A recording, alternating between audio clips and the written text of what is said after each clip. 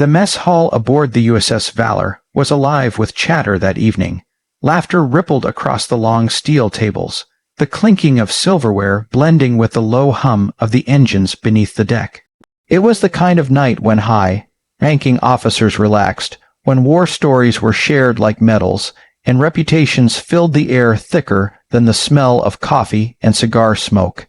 Admiral Marcus Tate sat at the center table, surrounded by a circle of his most loyal men. A SEAL through and through, he was a legend in his own right, his chest lined with ribbons, his voice carrying the kind of authority that made younger officers straighten their backs without thinking. He was in the middle of recounting a mission in the Strait of Hormuz when the doors to the hall opened quietly. Every head turned. A woman stepped in, slender, poised, her white naval uniform pristine under the hall's fluorescent glow. She wasn't familiar to most of them. Her stride was purposeful but not rushed, her face unreadable, conversations dimmed to whispers. You could feel the sudden shift, the silent questioning in the air. Tate's smirk appeared instantly. He didn't even lower his glass of bourbon as his eyes trailed her. "Well, what do we have here?" he muttered, loud enough for his table to hear. A few of his men chuckled. "Did the Academy send us a cadet for morale support?" A few polite laughs followed. The woman didn't respond. She simply nodded to the officers she passed, her eyes scanning the room. There was confidence in her gaze, unshakable, deliberate. When she reached the head table, she paused. The empty seat beside Admiral Tate was marked for the guest of honor, a fleet representative who hadn't yet arrived. She placed a file on the table and took the seat without hesitation. A hush fell. Tate's grin widened, more out of amusement than malice. "Excuse me, Commander," he said, his tone dipped in mockery. "That seat's reserved for our fleet commander." The woman met his gaze calmly. "I'm aware," she said softly. That earned her a few raised eyebrows. Around them, the laughter had stopped entirely. Even the clinking of utensils faded. Tate leaned back, studying her, taking his time. "You're aware," he repeated. "Well then, you must also be aware that fleet commanders don't exactly walk in unannounced." A flicker of something unreadable passed across her face. Maybe amusement, maybe patience. "I'd say I prefer walking in unannounced," she replied, her tone even, her eyes unwavering. That answer earned a murmur of surprise from a few nearby officers. Tate let out a slow chuckle. Bold words for a junior officer. He looked around, then raised his voice a little. "Gentlemen, this is what happens when they hand out ranks too easily these days." The woman said nothing. She simply folded her hands on the table, waiting. Then, a soft beep from the overhead intercom interrupted the moment. The hall's atmosphere shifted in an instant.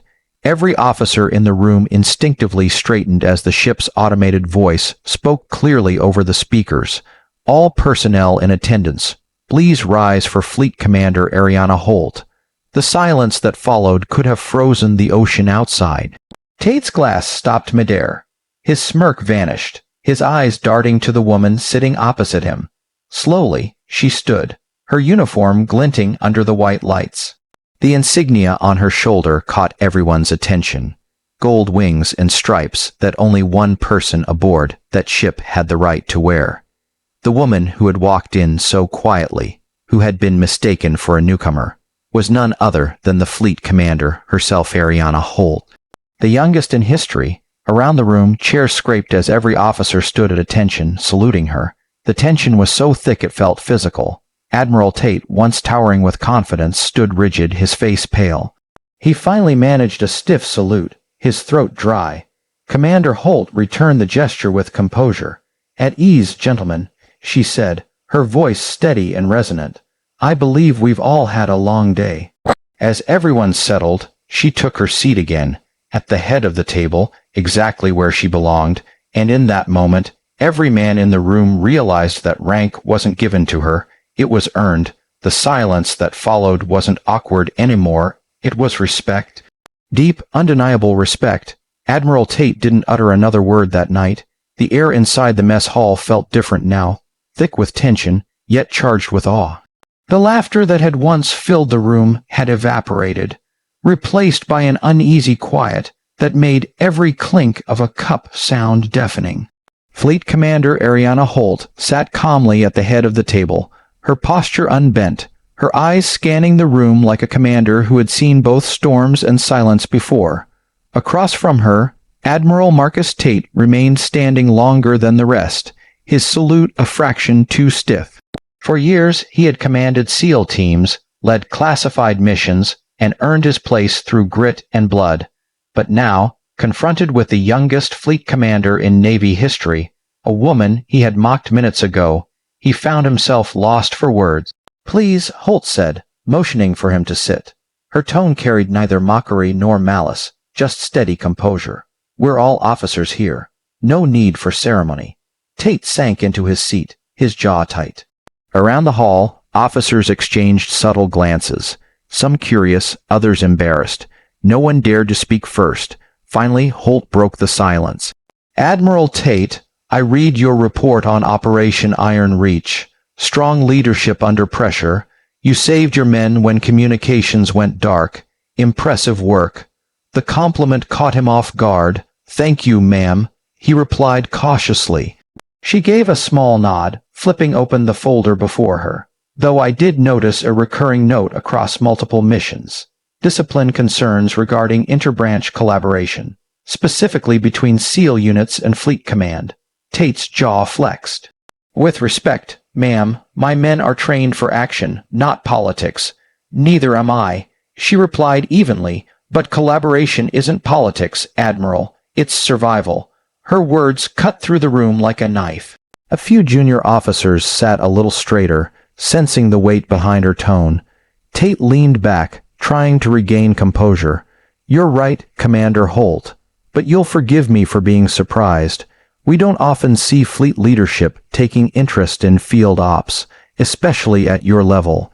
A faint smile touched her lips. "I take interest because I've been there, Admiral." That drew his eyes to hers. "Yes," she said quietly. 2 years ago in the Pacific, the carrier Endurance went down during a storm. 37 SEALs trapped below deck. The rescue team was delayed due to comm failures. I took a dive myself when the waves were still peaking at 40 feet. Her voice didn't tremble, but the hall was utterly still. "I was told not to go," she continued. "Command called it too risky, but someone had to make the call. We brought every single man home that night." She looked directly at him. "Every one of them." Recognition flickered across Tate's face. He remembered that story, the mission that had become legend in whispers. A mysterious officer who'd gone down into chaos and led the operation from underwater communications. The Navy had never revealed her name. "It was you," he murmured. She nodded once. "It wasn't heroism, Admiral. It was duty, same as yours. But I learned something that night. The ocean doesn't care about rank or gender. It only respects those who lead when it counts." Tate's gaze dropped, and for the first time that evening, his arrogance faded. Around the table, the silence turned from awkward to reverent. Holt leaned forward slightly, her tone soft but commanding. "I don't want your respect because of my title, Admiral. I want it because we fight for the same flag." He looked up, his expression shifting, humility replacing pride. "You have it, ma'am," he said quietly. She held his gaze for a long moment before nodding. "Good, because starting tomorrow, we'll be running joint training exercises between the fleet and the SEAL units. Real coordination, real stakes, and I want you to lead them." Tate blinked, caught between surprise and gratitude.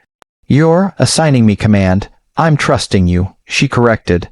"Let's show them what unity looks like." As the announcement sank in, murmurs of approval spread across the room. Officers exchanged looks of pride. Even the youngest ensigns seemed to stand taller. Holt rose from her seat, her voice steady. "Gentlemen, this Navy was built on courage, but it survives on respect. Let's start proving that again." Every man in the room stood, their chairs scraping in unison. And this time, when they saluted, it wasn't out of obligation.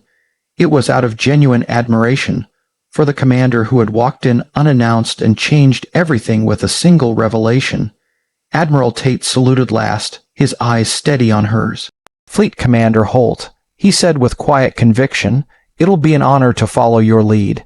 And for the first time that night, she smiled, not as a superior, but as a soldier who knew she had just earned something greater than obedience. She had earned their respect. The sea stretched endlessly in every direction, a mirror of silver, blue beneath the setting sun. The deck of the USS Valor gleamed as the last light of day spilled across the ocean's surface. Fighter jets stood poised like silent sentinels, their wings glinting gold in the dying light. The sound of waves and distant engines created a low, rhythmic hum, a melody of discipline and calm. Fleet Commander Ariana Holt stood near the bow, her cap tucked under one arm, the breeze catching the loose strands of her hair. It had been a long day, her first as fleet commander aboard the Valor, and the weight of command sat heavy on her shoulders. But it wasn't a burden she feared. It was the kind of weight that came with purpose. Behind her, footsteps approached. She didn't need to turn to know who it was. Admiral Marcus Tate's voice broke the silence, quieter than before. "Fleet Commander," he said, his tone stripped of the arrogance that once coated every word. She glanced over her shoulder and offered a faint nod. "Admiral Tate."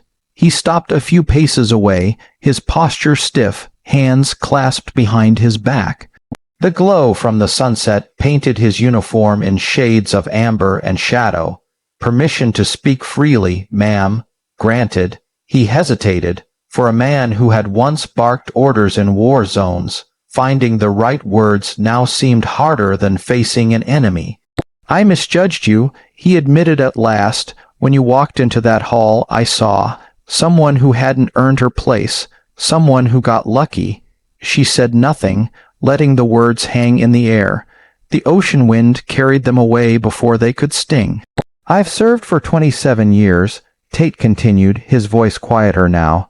"Seen good officers, bad ones, and the kind who only follow the rules when it's convenient. He shook his head slowly. "You reminded me what real leadership looks like.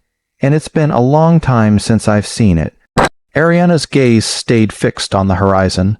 "Leadership isn't about proving yourself, Admiral. It's about listening when others don't, standing when it's easier to sit, and doing what's right even when no one's watching." She turned to face him fully. "We both know the ocean doesn't care about our ranks or our pride. It only cares whether we're strong enough to steer through the storm." Tate nodded, his expression thoughtful. "You've got the storm part right. This fleet's seen its share lately. Morale's been low, too many divisions between branches. That's why we're here," she said simply. "The exercises we discussed earlier aren't just drills. They're a reminder. We either stand united, or we sink divided." The Admiral exhaled slowly, as though letting go of something he'd carried for too long.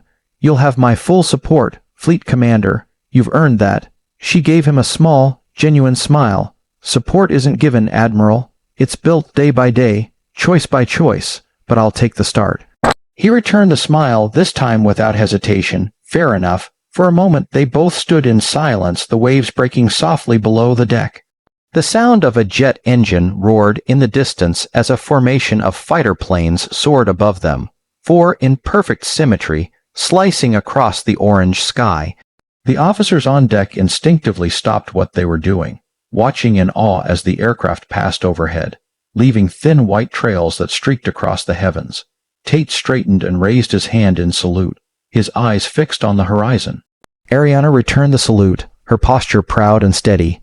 Around them, sailors followed suit, hundreds of salutes raised in unison against the backdrop of the open sea.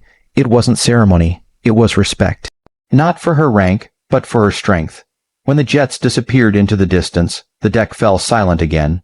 The only sound was the low hum of engines and the whisper of waves. Tate lowered his hand and looked at her. "Fleet Commander Holt," he said quietly, "it'll be an honor serving under you." She nodded. "Then let's make sure every sailor under this flag knows what that honor means." As the sun dipped below the horizon, the sky deepened into shades of violet and crimson. The day that had begun with mockery had ended with unity. Two officers, one hardened by years of command, the other forged by courage, now stood side by side, bound not by titles but by purpose. Ariana turned toward the ocean one last time, her reflection shimmering faintly in the steel of the deck. "The fleet doesn't need perfection, Admiral," she said softly. "It just needs leaders who remember why we serve." Tate nodded, his voice low but firm. "And you remind us of that, ma'am. Every damn one of us." As night fell over the Valor, the ship pressed on through the vast Pacific, its lights glowing like stars against the dark water. For the first time in a long while, the crew didn't just feel commanded. they felt led. And for Fleet Commander Ariana Holt, that was the greatest victory of all.